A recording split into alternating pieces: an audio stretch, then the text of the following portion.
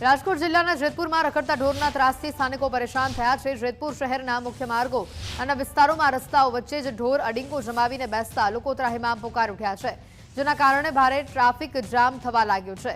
વાહન ચાલકો અને રાહદારીઓ અકસ્માતના ભોગ બનીને ઈજાગ્રસ્ત થઈ રહ્યા છે।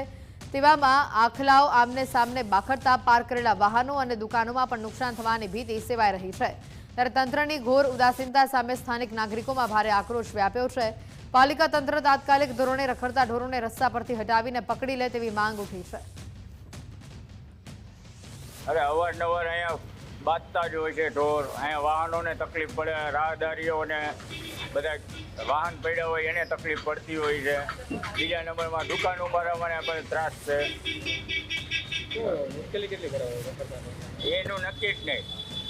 મુશ્કેલીમાં વાહનના તોડફોડ થઈ જાય, વાહન પછાડ્યા આ છે એમાં ભાંગતૂટ થાય, દુકાનોમાં કરી જાય। અમુક આ ફ્રૂટની દુકાન છે એમાં ઢોર ભટકાય એટલે બધું ફ્રૂટ રેલમ ઝેલમ થઈ જાય। અમારા બોખલા દરજ્જામાં ગાયોને કુટિયાનો એવો ત્રાસ છે કે રસ્તા વચ્ચે ગમે ઘડીક વારમાં ગમે ત્યારે બાજુ ઊભી જાય છે ગાડીઓ, કોઈને વાહન લેડીસોને બાજુ જણમાં ગાડીઓ બેઠા હોય તો ગમે ક્યારે બાજવા માટે ગાયો પચોડી પડી જાય છે, લોહી લોહાણ થઈ જાય છે, ગાડીઓમાં અચોડા તૂટ ભાંગ થઈ જાય છે, ઇન્ડિકેટર બોખલા દરજ્જામાં ગાયોનો બહુ ત્રાસ છે। અમારે એવી અપેક્ષા છે કે નગરપાલિકા આ વસ્તુનો નિર્ણય લે। નગરપાલિકા દ્વારા એક ઝુંબેશ કરી અને રખડતા ઢોરને પકડવાની કામગીરી શરૂઆતમાં કરવામાં આવી હતી થોડા સમય પહેલાં।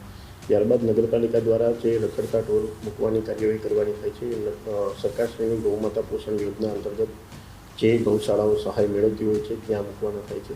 ત્યાં જે તે સમયે નગરપાલિકા દ્વારા ઢોર પકડવામાં આવેલા હતા એ તમામને ત્યાં ડ્રોપ કરવામાં આવેલા હતા। વધારેમાં તે ગૌમાતા પોષણ યોજના અંતર્ગત જે સહાય મેળવે છે તમામ ગૌશાળાઓ ફૂલ થઈ ગઈ હોય એટલા માટે તેને ત્યાર પછી નગરપાલિકા દ્વારા અન્ય વ્યવસ્થા કરવામાં આવી હતી। અત્યારે હાલ જે પરિસ્થિતિ છે તે ધ્યાને લઈ નગરપાલિકા દ્વારા ફરી ઝુંબેશની કાર્યવાહી શરૂ કરવામાં આવશે।